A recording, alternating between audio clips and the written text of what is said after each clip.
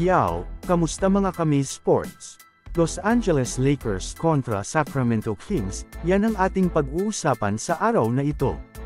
Ito na nga ang pangatlong laban ng Los Angeles Lakers, at ang makakalaban nga nila dito ay ang Sacramento Kings. Ang naging starting lineup nga nila dito ay sina D'Angelo Russell, Taurean Prince, Austin Reeves, LeBron James, at Anthony Davis.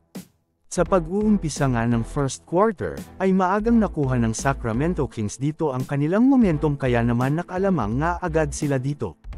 Nagpatuloy nga ang momentum ng Kings sa second quarter, kaya naman natapos nga ang first half na hawak ng Kings ang kalamangan, 55-66. Sobrang nag-struggle nga dito ang mga core players ng Los Angeles Lakers na sina D'Angelo Russell, Austin Reeves, at Rui Hachimura na mayroong combined 2-16 field goal. Sa pagpasok naman ng third quarter ay dito na nga unti-unting nakakahabol ang Los Angeles Lakers dahil na rin sa kanilang sharpshooter na si Taurean Prince.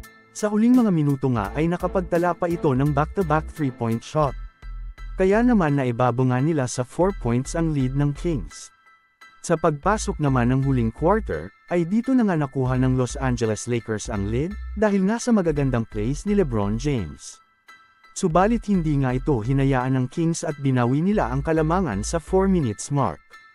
Marami nga ang nag-akala na talo na ang Lakers dito dahil less than 2 minutes na nga lamang ang laban at lamang ng 7 points ang Kings, subalit nagkaroon nga ng run ang Lakers ang naetabla nila ang score.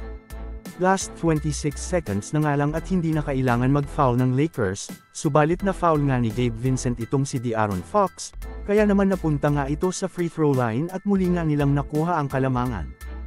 Subalit after nga ng timeout ay tinabla ni LeBron James ang score sa pamamagitan ng drive sa loob ng paint at napunta nga ang laban sa overtime. Pagpasok nga ng overtime ay nagpapalitan lamang ng puntos ang magkabilang kupunan. Subalit sa huli nga ay Sacramento Kings ang nagwagi dito.